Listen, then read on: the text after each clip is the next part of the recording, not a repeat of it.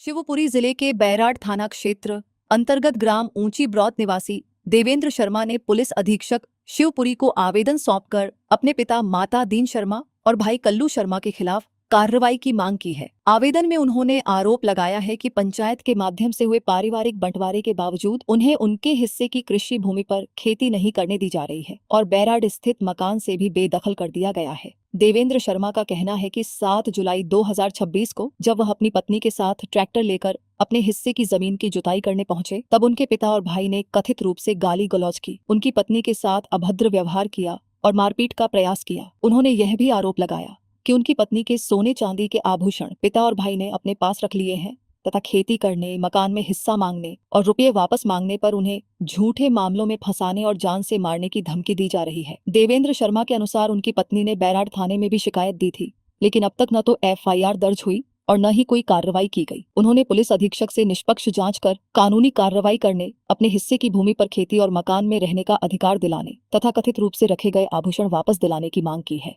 ये मामला ये है कि मेरा भाई और मेरे पिता मेरी ज़मीन को करने नहीं दे रहे और वे बार बार परेशान करते हैं। 16 साल से मुझको परेशान किया जा रहा है। मैंने हर संभव गांव के आदमी जोड़ के, पूरे रिश्तेदार जोड़ के करवा लिया।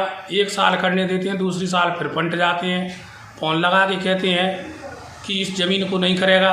मैं जब सुबह 7 तारीख का ये ट्रैक्टर लेके गया तो ट्रैक्टर वाले को फ़ोन करके कह दिया कि तू इस ट्रैक्टर को नहीं जोतेगा, मेरे नाम की ज़मीन है। और बार बार टॉर्चर करता है और गंभीर धाराओं की धमकी देता है।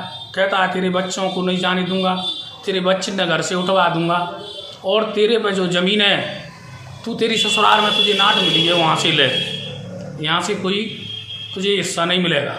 मैं मेरे छोटे बाकाजे बच्ची को देना चाहता हूँ और मैं कह रहा हूँ कि स्वेच्छा से मेरा हिस्सा उसी को मिले, कल्लू दुबे को। शिकायत की बैराड़ थाने पे की, फिर मैं शिवपुरी SP साहब के यहाँ भी गया।